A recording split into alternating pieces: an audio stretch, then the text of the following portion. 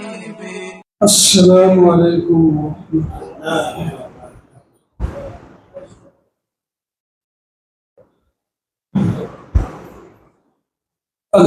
اللہ۔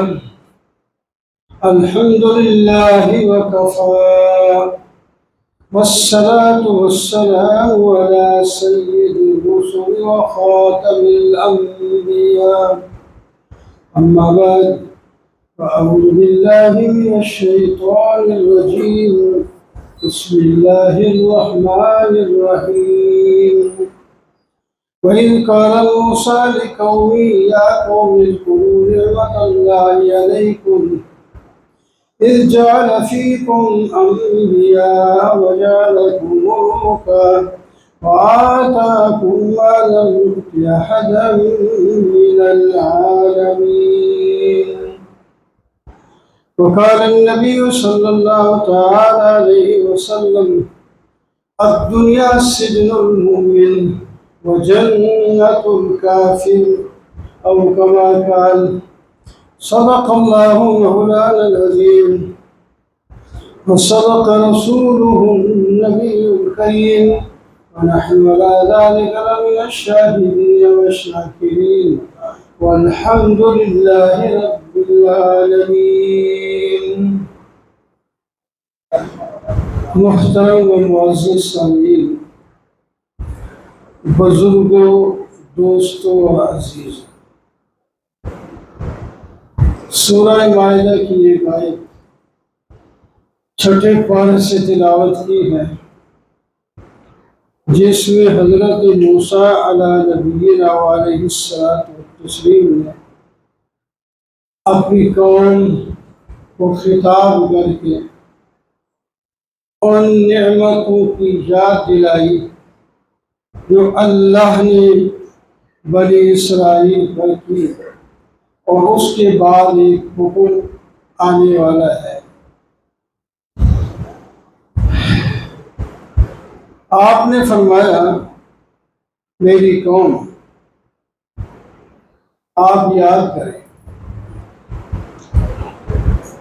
اللہ نے آپ کو کتنی شان دی۔ جعل فیکم ملوکا، جعل فیکم انبیاء،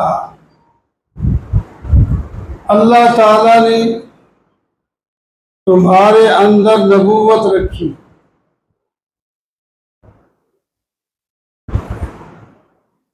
نبوت سب سے بڑا اونچا درجہ ہے۔ نبی سارے تو نہیں بن جاتے، لیکن جس قوم میں نبی آتا ہے وہ قوم فخر کرتی ہے، خوش ہے، بڑا درجہ ملتا ہے اس کو۔ ابراہیم علیہ نبی علیہ السلام جب ہجرت کر کے شام پہنچے، اس وقت تک آپ کی کوئی اولاد ہی نہیں تھی، ایک بیوی اور ایک آپ، بس دو جنے ہجرت کر کے شام پہنچے۔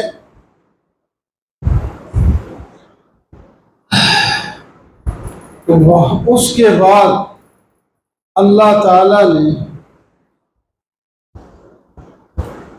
آپ کو خوش کر دیا، آپ کو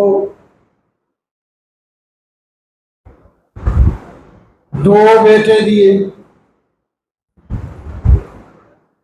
ایک کا نام حضرت اسحاق علیہ السلام ہے، جن کے صاحبزادے حضرت یعقوب علیہ السلام ہیں، اور ان کے بیٹے حضرت یوسف علیہ السلام ہیں۔ پھر یہ سارا نبوت کا سلسلہ چلتا رہا، موسیٰ علیہ السلام، ہارون علیہ السلام، عیسیٰ علیہ السلام تک، سب داؤد علیہ السلام، سلیمان علیہ السلام، یہ سب حضرت اسحاق علیہ السلام کی اولاد میں سے ہے۔ نبوت اور اسماعیل علیہ السلام ان سے در یتیم، خاتم النبیین، تتمہ دور زمان، نبی آخر الزمان صلی اللہ تعالی علیہ وسلم تشریف لائے، اور اس کے بعد نبوت کا دروازہ ہی بند ہو گیا۔ اس وقت ہمارے نبی محمد صلی اللہ علیہ وسلم کی نبوت کا دورہ ہے، اور اس نبوت کے کام کو علماء امت آگے بڑھا رہے ہیں، اور قیامت تک انہوں نے آگے لے جانا ہے۔ یہ ساری حضرت ابراہیم علیہ السلام کو جد الانبیاء کہا ہے، دادے ہیں تمام انبیاء کے۔ چند ایک انبیاء آپ سے پہلے آئے، آپ کے بعد سب آپ کی ہی نسل سے نبی بنائے گئے، جیسا کہ حضرت نوح علیہ السلام ابو البشر ثانی ہیں۔ حضرت نوح علیہ السلام سے آگے صرف آپ ہی کی نسل چلی، ہم بھی انہیں سے ہیں۔ کشتی میں تو اور لوگ بھی تھے، لیکن ان کی آگے نسل چلی نہیں، کچھ دیر آگے جا کے ختم ہو گئے۔ حضرت نوح علیہ السلام کے 3 صاحبزادے، ان کی نسل سے یہ سارے لوگ ہیں۔ ایک بیٹا ان کا بھی ایمان نہ لایا اور طوفان نوح میں غرق ہو گیا، تو 3 باقی بچے، ان کی اولاد میں سے ہم ہیں۔ سارے عرب، عجم، حبشی، ہندی، کوئی بھی، سب انہی کی اولاد۔ ابو البشر ثانی ہے، حضرت ابراہیم جد الانبیاء ہیں، دادے ہیں انبیاء کے۔ تو یہ موسیٰ علیہ السلام نے یہ بات اپنی قوم سے فرمائی، یاد کرو اللہ کی اس نعمت ہو کہ اللہ تعالیٰ نے تمہارے اندر نبوت رکھی۔ ایک بہت بڑا درجہ ہے، بہت بڑا انعام ہے، بہت بڑی شان ہے۔ وَجَعَلَكُمْ مُلُوكًا، دوسری نعمت تمہیں بادشاہ بنایا۔ ایک مدت سے بنی اسرائیل کی قوم کو فرعون نے اپنا غلام بنا رکھا تھا، جانوروں کی طرح ان کو استعمال کرتے تھے۔ موسیٰ علیہ السلام کے زمانے میں ان کو آزادی دی، اب تم بادشاہ ہو، ملوکن، تو آزاد بادشاہ تو ملک میں ایک ہوتا ہے۔ اللہ نبی علیہ السلام کو حضرت موسیٰ علیہ السلام نے فرمایا تم سب بادشاہ۔ اس کی تشریح ایک حدیث سے یوں ملتی ہے، نبی علیہ السلام نے فرمایا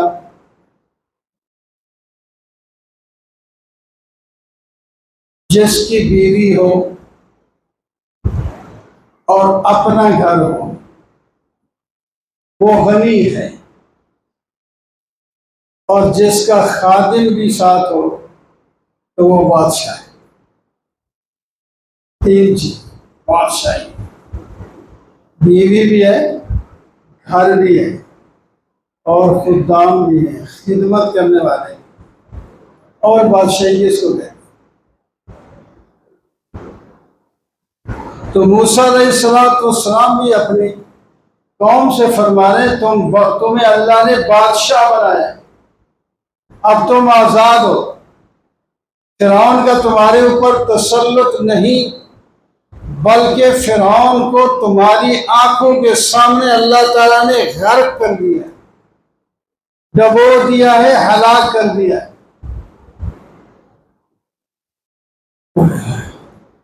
وَآتَاكُم مَّا لَمْ يُؤْتِ أَحَدًا مِّنَ الْعَالَمِينَ، اور اللہ تعالیٰ نے تمہیں ایسی ایسی نعمتیں دی، 2 نعمتیں یہ بہت بڑی ہیں، ان کا نام لیا، نبوت اور حکومت، بادشاہی۔ اور بھی بہت بڑی نعمتیں ہیں جو اور کسی قوم کو نہیں ملی. یہی واحد قوم ہے موسیٰ علیہ السلام کی. جب فرعون کے قبضے سے نکل کر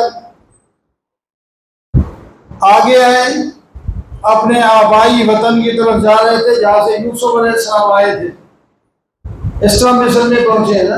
یوسف علیہ السلام کو غلام بنا کر بیچا گیا، بھائیوں نے ہی بیچا تھا. وہاں سے وہ مصر کی طرف آئے. پھر اللہ نے مصر میں اللہ نے حکومت دی، نبوت دی.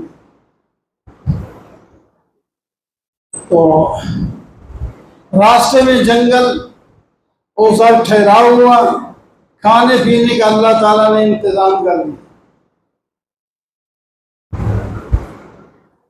من و سلوہ،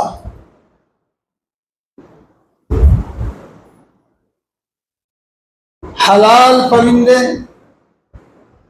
موٹے تازے.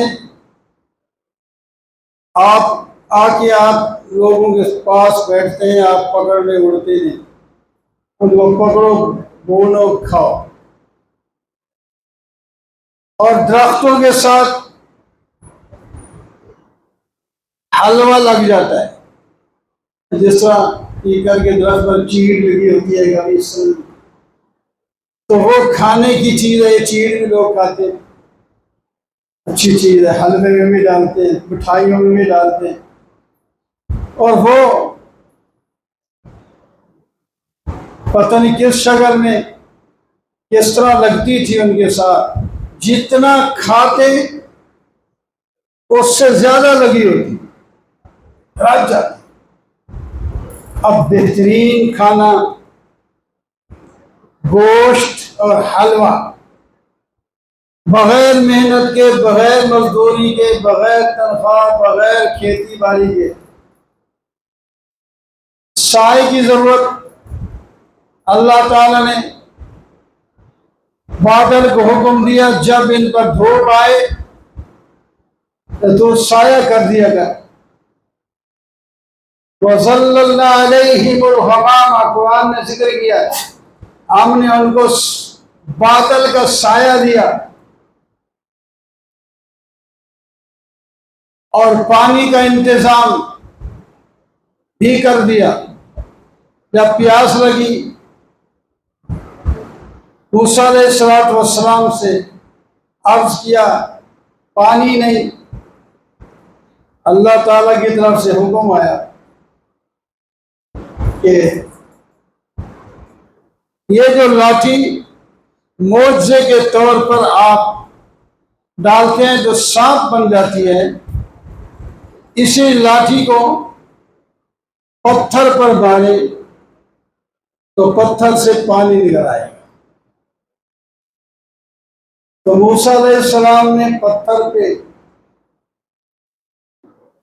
لاٹھی ماری تو 12 چشمے نکل آئے، کیونکہ بنی اسرائیل کے 12 چشمے تھے، 12 قبیلے تھے، تو ہر قبیلہ اپنا چشمہ الگ.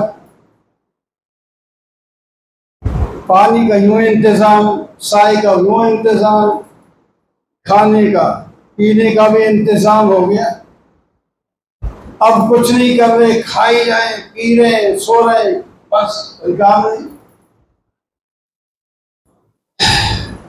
پھر خیال آتا ہے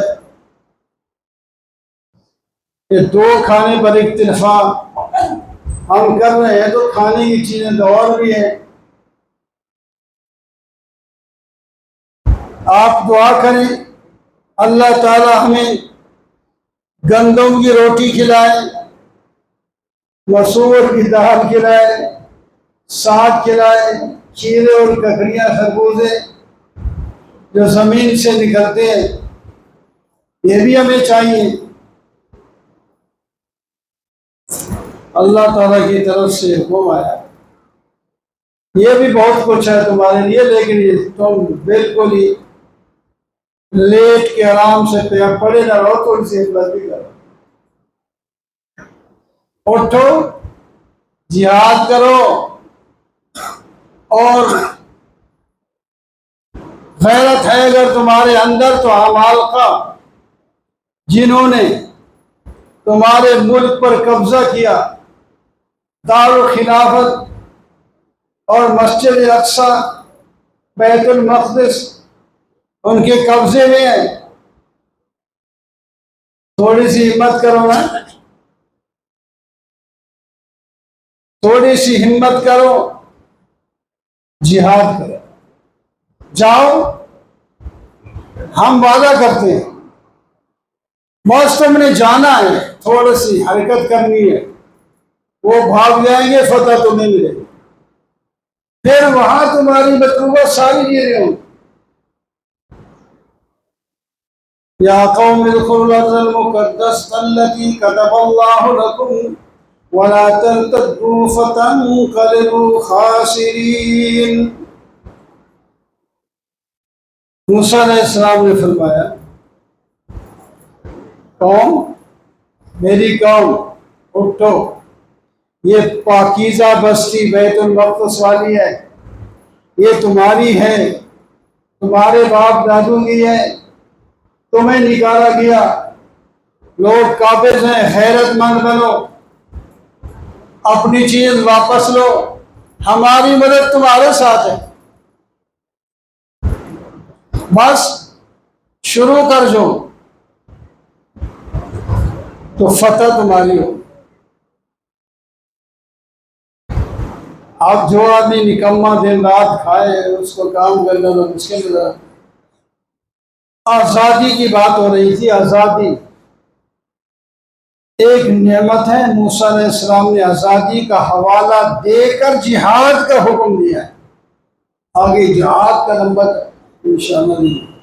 اور میں نے حدیث پڑھی، اس کا ایک مطلب یہ بتا رہا ہے، یہ دنیا آزادی کا یہ مطلب نہیں کہ مادر پتر آزاد ہو جائے، دنیا مومن کے لیے تو قید خانہ ہے اور کافر کے لیے جنت ہے، یہ حدیث کے الفاظ ہیں۔ یہ اپنی مرضی نہیں کر سکتا، اپنی مرضی نہیں کر سکتا، اس کی آنکھ بھی جہاں جائے نہیں، آنکھ پر کنٹرول، کان پر کنٹرول، زبان پر کنٹرول، ہاتھ پر کنٹرول، پاؤں پر کنٹرول ہوگا۔ یہ نہیں کہ میں آزاد ہوں جو مرضی کرتا رہوں، نہیں۔ اللہ تعالی ہم سب کو اس آزادی کی قدر کرنے کی توفیق عطا فرمائے۔